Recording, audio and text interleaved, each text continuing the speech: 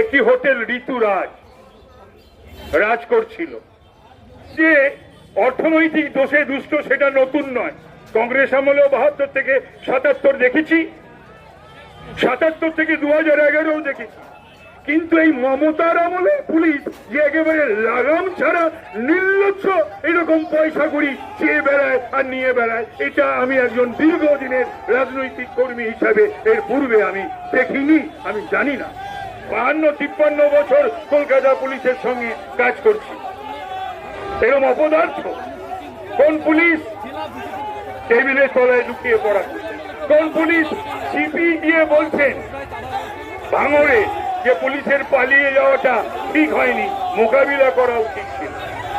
কোন পুলিশ যে police petrol পাম্পে ঢুকে যাচ্ছে, মানে শাটারের নিচে ঢুকে যাচ্ছে?